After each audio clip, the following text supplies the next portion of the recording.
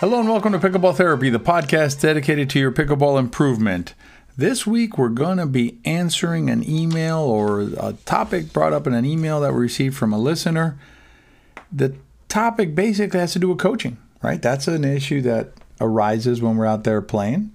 And the question that our listener asked is basically, what do you do when someone's coaching you and you don't want to be coached, right? So basically, it's not that you don't care about learning, right? It's basically, I'm not interested in listening to this particular player, or this particular player isn't really helping me with my game, or I'm not in a place where I want to be coached, which is all perfectly fine.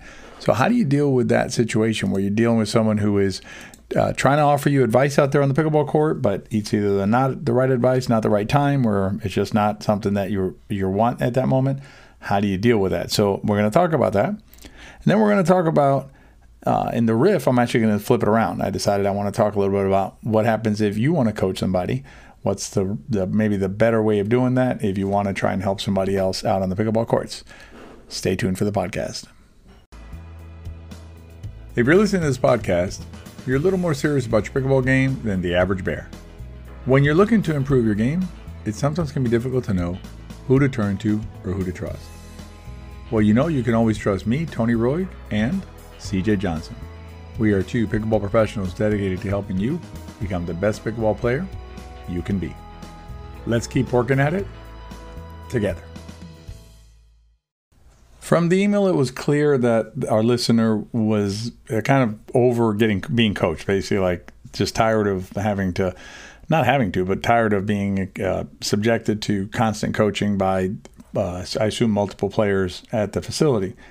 And, it can be a difficult subject, and difficult in the sense that, it's a little bit of politics, a little bit of sociology, right? Social relationships and things like that.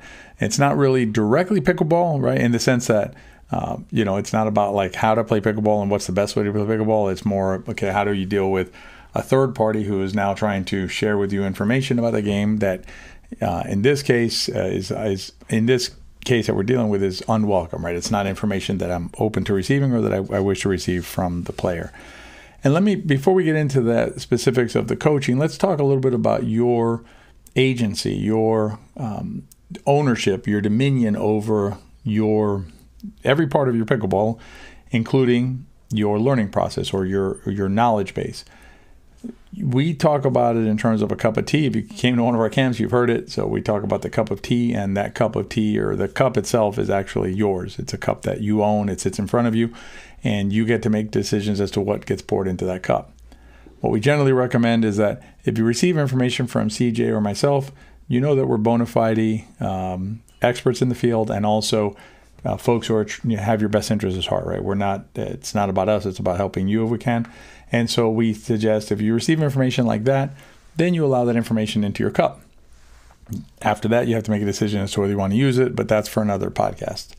Now, the question here is, what do I do when I'm out on the court and someone just keeps on coaching me, right? Someone just keeps on coaching me or give me suggestions and things like that. What do I do if I either believe the information is incorrect, or if it's just not the right time for me to receive this information? I'm just not interested right now. Now, there's no absolute right answer here. I will suggest to you that I would suggest that the wrong answer perhaps is to go toe-to-toe with the person. So say the person suggests, and I'm talking about someone who you're not like good friends with or friends with, that you could maybe like counter suggest, and I'll address it in a second. I'm talking about either a random person or someone who perhaps coaches a lot of people and is not open to receiving information themselves. So say that person suggests to you that you should run up to the MBZ after every time that the third shot's being hit, right? Which is an incorrect advice. Very common though. So the suggestion is, hey, every time I hit the third shot, make sure you get up to the MBZ line. And that's not correct. So how do you deal with that? Do you suggest to them, do you tell them you're wrong, right? Or do you tell them, worry about yourself, I'll worry about me, things like that? The problem with those types of statements is it becomes adversarial. And there's other techniques that we could use that don't necessarily bring adversity, right? Don't create an adverse situation, because those adverse situations can create bad feelings. If we're going to be going to the same courts over and over again with the same group of people, it's best to, we would recommend it, or suggest it's best to avoid those situations if possible. And so what other things could we do that are not, basically you're wrong, or check yourself first or something like that. What else can we do? Now, there's a spectrum here. One is, if you have thick skin and, it's just, if you can Charlie Brown it, right? So if you can remember Charlie Brown with their parents sounding like, rah, rah, rah, rah, rah, rah, you never know what they were saying. If you have the ability to do that, it's actually a fantastic thing to learn. But if you could, if you can master that or feel comfortable doing that, then you can let the person just rah, rah, rah, rah, rah, and you don't hear it, and you just keep doing you. You just keep playing you. Another thing you can do is you can thank them for the information, right? You just, thank you very much. And let it be whatever it is. You don't have to say anything else. Just, okay, thanks. And that's it. You move on. Similar to number one in the sense of like just letting it, Charlie Browning it. That's another possibility. Another possibility is you can tell them, now use your judgment here, right? But you can tell them, I'm working with CJ and Tony at We Are Pickleball, and I just, I'm really focused on what they're teaching me, right? I've been following Tony, I've been following CJ, and they have some teachings in this area, and I'm really trying to focus on those, but I appreciate what you have to say. Now, if the person wants to argue back, the person wants to come back at you and suggest that whatever you're doing is incorrect because of X, Y, or Z, or throws out another pro's name or something like that, easy answer. You simply say to them, I hear you, and I'm still working on my game. I'm still trying to learn the game, or trying to learn this part of the game or improve on this part of the game. And, Tony and CJ are good at what they do. They have some certifications, and, Tony's a senior pro player. So, that's what I'm working on. And you can tell them if you're, if you think they're wrong, Tony is always open to receiving information, and I am. Tony's always open to, being challenged or being shown a different way, right? I'm actually literally fine with being shown the error of my ways. If my ways are incorrect, they've shown me, and I'm open to that. But what I would say, and then you give them my email address, Tony@wearepickleball.com, and just let them know that I'm more than happy to receive their information and to be shown the right way of doing something. I can tell you, in a few years of doing this, we have yet to receive an email, but I'm happy to do so. So if that helps you, you can try that as well.